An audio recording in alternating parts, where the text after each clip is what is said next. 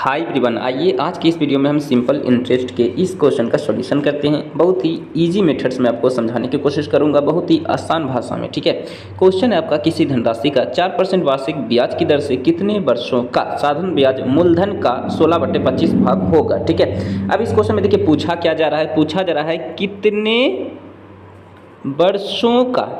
वर्षों का, यानी कि आपसे पूछ रहा है वर्ष, यानी कि टाइम, समय आपसे पूछ रहा है। ठीक है जी, ओके। अब आइए इसका सॉल्यूशन समझते हैं। अब यहाँ पर देखिए इस क्वेश्चन में ये जो पार्ट लिखा हुआ है, ये वाला पार्ट जो समझ गया वो मानिए इस टाइप के हर एक क्वेश्चन का वो सॉल्यूशन कर लेगा। ये वाला पार्ट आपको समझना ज़्यादा ज़रूरी हो जाता है। ठीक है, अब ये पार्ट कैसे समझना है जी, आइए मैं आपको समझाने की कोशिश करता हूँ आखिर इसमें है क्या बात। ठीक है, जैसे मैं आपको कहूँ आपके क्लासरूम में 50 नंबर का टेस्ट हुआ है, आपने सर ने आपका टोटल 50 नंबर का टेस्ट लिया और आपने इस समय मान लीजिए 45 अंक लाया। ठीक है, तो 45 ऊपर लिखते हो और 50 जो मेन रहता है वो नीचे लिखते हो कि नहीं।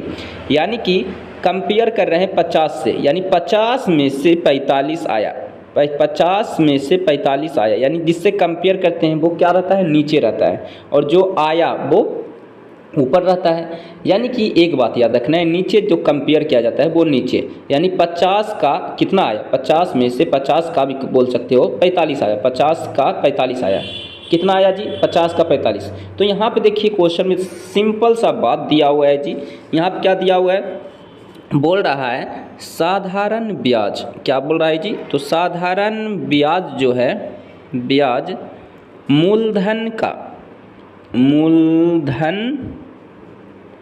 मूलधन का किसका जी, मूलधन का, किससे कंपेयर किया जा रहा है, मूलधन से, मूलधन का। जैसे 50 में से 50 का 45 आया, 50 का 45 आया, तो हम कैसे लिखते थे, 50 का 45 ऊपर, जिससे कंपेयर करते हैं नीचे। तो यहाँ पे देखिए कंपेयर किससे किया जा रहा है, मूलधन का, तो मूलधन नीचे रहेगा, यानी ये जो 25 लिखा हुआ है ये क्या हो जाएगा हमारा जी, तो आप बोलोगे ये तो कंपेयर कर रहे हैं, तो ये हमारा मूलधन हो गया, यानी प्रिंसिपल हो गया, और ये 16 जो हो गया ये साधारण ब्याज हो गया, क्योंकि साधारण ब्याज और मूलधन यही दो चीज़ की तो बात हो रही है। तो मूलधन का यानी इससे कंपेयर किया जा रहा है, तो नीचे वाला जो होगा मूलधन हो जाएगा और साधारण ब्याज ऊपर वाला हो जाएगा। ठीक है, यानी ये मेरा SI सिंपल इंटरेस्ट यानी कि साधारण ब्याज हो जाएगा। ठीक है जी, अब यहाँ देखिए यहाँ पे लिख लेंगे, सिंपल सी बात है, यहाँ पे लिखेंगे दिया हुआ क्या क्या है, रेट दिया हुआ है 4% सर। ठीक है, उसके बाद टाइम हमको निकालना है, और मेरे पास मूल ब्याज दिया हुआ है SI, यानी कि आप कह सकते हो SI यानी सिंपल इंटरेस्ट, साधारण ब्याज।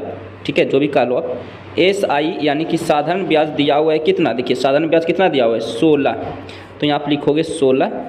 उसके बाद और क्या दिया हुआ है जी, तो आप बोलोगे मूलधन यानी प्रिंसिपल को ही मूलधन कहते हैं, ये 25 दिया हुआ है। ठीक है, और टाइम हमसे निकालना है, टाइम हमसे पूछ रहा है। ठीक है, तो टाइम हम लोग निकाल लेंगे फॉर्मूला पे रख करके, बहुत ही ईजी है भाई। देखिए आपको मैंने फॉर्मूला बताया है, क्या फॉर्मूला बताया है, एकदम सिंपल सा फॉर्मूला है, हर एक व्यक्ति को याद रहता है, कभी भूलेगा ही नहीं को वो व्यक्ति। फॉर्मूला है SI यानी सिंपल इंटरेस्ट यानी साधारण ब्याज बराबर P × R × T। ठीक है, अब यहाँ पे हिंदी में मैं इसलिए नहीं लिख रहा हूँ क्योंकि मेरे पास इतना ये कॉपी तो है नहीं कि जल्दी जल्दी मैं लिख लूँगा, पेन उतना बढ़िया से मैं यहाँ पे काम नहीं करता है, इसीलिए मैं एक शॉर्टकट में लिखे चलता हूँ। P से हो गया मूलधन यानी प्रिंसिपल, R से रेट यानी दर, T से टाइम। ठीक है, अब यहाँ पे देखिए ब्याज दिया हुआ था, SI देखिए आपके पास दिया हुआ है कितना 16, तो यहाँ पे आप डायरेक्ट SI की जगह 16 रख दो। ठीक है, कोई दिक्कत नहीं है यहाँ तक। ठीक है, 16 रख दिया आपने, चलिए आपने 16 रख दिया। प्रिंसिपल कितना दिया हुआ था जी, तो मूलधन का यानी नीचे दिया हुआ था 25, यानी मूलधन का जिससे कंपेयर कर रहे हैं वो नीचे रहता है, यानी मूलधन नीचे दिया हुआ है। R तो हमको दिया हुआ है 4%, और T हमको निकालना है, और 100 तो ये जानते हैं क्यों आता है, क्योंकि ये 4 के साथ जो परसेंटेज लगा हुआ था यही परसेंटेज हट करके नीचे 100 आता है। ठीक है, तो ये बात तो आपको आनी चाहिए थी। ठीक है जी, बस हो गया आपका, अब सिर्फ काटो आंसर आ जाएगा आपका। देखिए काटते हैं, बहुत इजी था ये क्वेश्चन।